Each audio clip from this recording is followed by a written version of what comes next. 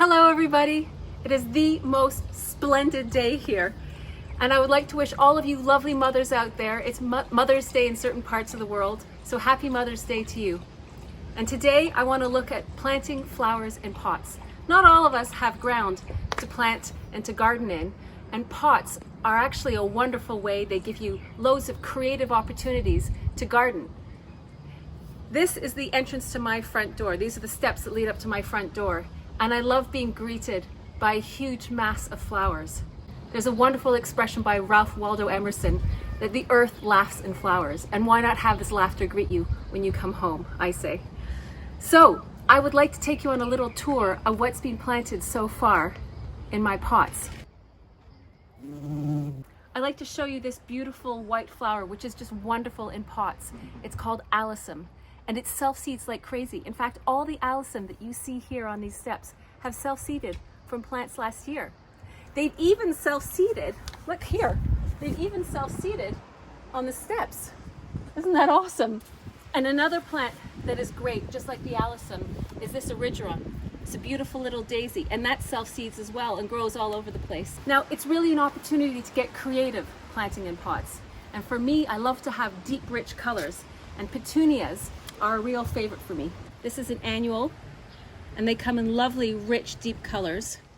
And I particularly like this deep, rich, pinky purple and how it offsets with the green glazing of the pot.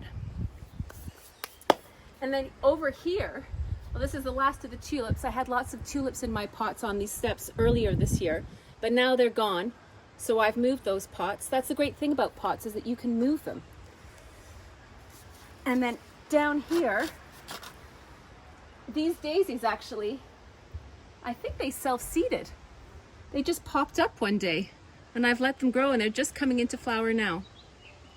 So invariably my pots become sort of wild jungles and I have to remove some things and add others, but I really like letting nature take its course. And then down here is something super exciting. This is a sweet pea. I mean, look at those rich colors there. And a sweet pea is a climbing flower, and it's not it sounds like it's something you would eat. It's part of the pea family, but it's an ornamental. It means that we enjoy it for its flowers. And this self-seeded, because I had another sweet pea in another pot nearby last year, it's self-seeded in this pot, which has a chrysanthemum that flowers in autumn. And it's given me a fantastic idea. You know, you want to be resourceful in life. I love being resourceful. And I have this great metal railing with these curly shapes here, and I want to put them to good use. So I'm gonna plant plants that will trail up it and hang over it and really decorate this space. So let's get started. First of all, I'm gonna show you how to plant in a pot. I have this gorgeous, beautiful green pot, and what's very important is that it has a hole at the bottom. Rule number one when you're planting in pots is that there has to be great drainage. There has to be a way for the water to escape. And then what you want to do is you want to put stones or crocks. Crocks are broken up bits of terracotta pot. It's a great way to reuse when your terracotta pots come to the end of their life and they crack. Just break them up. I just put them in this metal bucket and I smash them with my boots into small pieces. So I'm going to, Opa.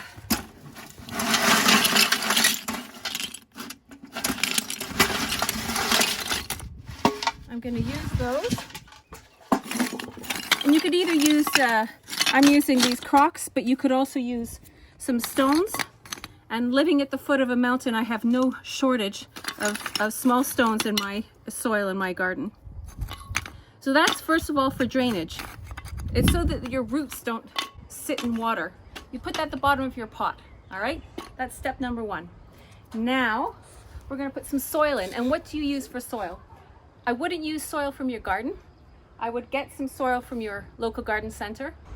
So that's what I've got here. Some lovely, rich soil. Oh, I love the smell of this soil. All right, I'm not gonna put the soil in too deep because I wanna have room to put in my flowers. Now, this is where is the fun part. It's where you get creative.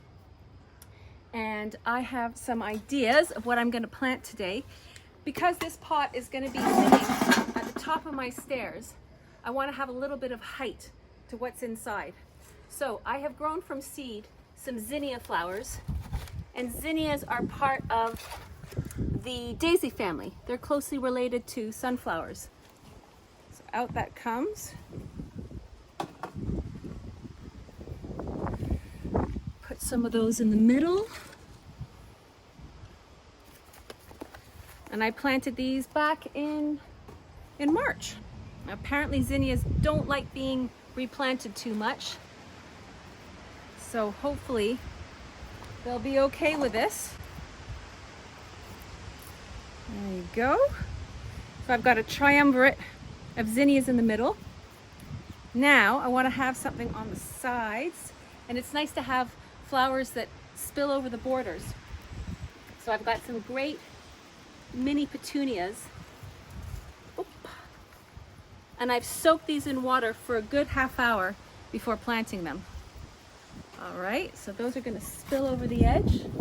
I've got some purple ones and some pink ones, but I'm going to go for the purple here. Oh, I just find these such happy flowers. This is kind of like Insta gardening too.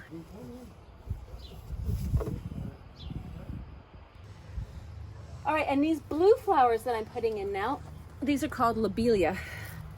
It always makes me think of British pub gardens. You always see these huge hanging baskets with masses of these pretty blue flowers, lobelia, spilling over the edge of the baskets. So I'm alternating. I also like to have a bit of white in here, so I've got some regular petunias. You know, and if something dies, if something doesn't work, you can replace it.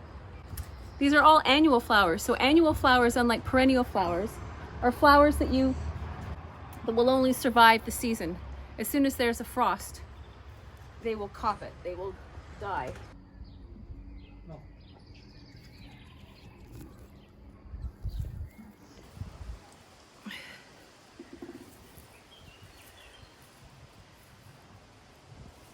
And now I'm just going to fill it in with soil. Okay, that looks pretty good to me. And then later I'll get it's like a saucer to go underneath it to collect the water. Because in the summertime here it can get very hot and dry very quickly. So I will get that later, but for now I'm going to put it down where it's going to live. Isn't that beautiful? We've got these great metal railings. And the previous owners of our home left behind some very rusty, sad-looking plant holders. But I painted them gray to match the railing, and they've come up a treat. And what I want to do is plant flowers that will trail over, spill over with their color, but also I want to put in some plants that are sort of vine plants, plants that are going to, trailing plants, plants that are going to grow up and spin around all this metalwork. And I have two plants for that. One of them is called a morning glory. And you can see here, look how the stems, these things will grow around anything. They're incredible.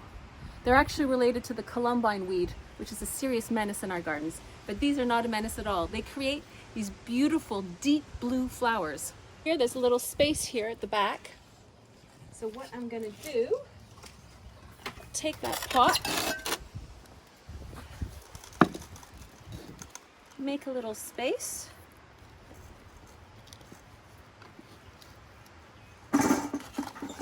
fish out one of these morning glories. Oh, they're all tangled together. All right, there we go. Plop that in there.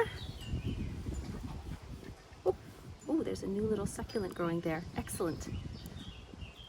Okay, so that's in there. Pop that there, and then just to give the plant its first little start, I'm just gonna show it where it can go.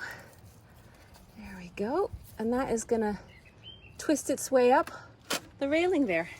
And then another plant that I'm going to plant is more sweet peas. So I've grown these from seed, these sweet peas, and I just love sweet peas. They have a gorgeous smell and the colors are just amazing. All right, that's in.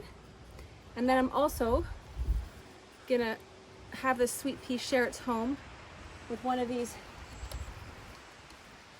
hanging petunias, these little mini petunias that spill over. There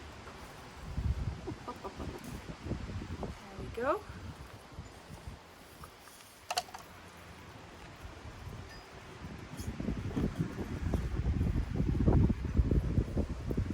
So we're going to have some bright color in there, and then we've also got a plant that is going to spread out and that I can weave in and out of the metal railing work.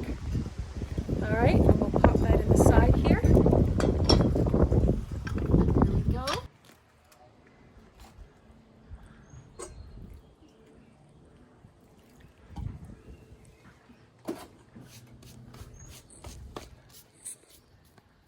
Oh, it's fantastic, all this color. Now the important thing to remember with pots is that you have to water them regularly. You know, during the summertime, I water my pots every single day. So for some that can be a drawback, but it's really important because very quickly they will lose their moisture, the humidity in the pots. So water your pots every day. And then in the winter time, it's important to remove the saucers that are underneath the pots and to store them away, because you don't want to have water collecting underneath the pots and then freezing and then cracking the pots or the saucers and them getting damaged. So there you go. Planting flowers in pots. I really hope that you've enjoyed this, and I really hope that you get inspired to get creative and plant your own beautiful garden in pots. Have a great day, everyone.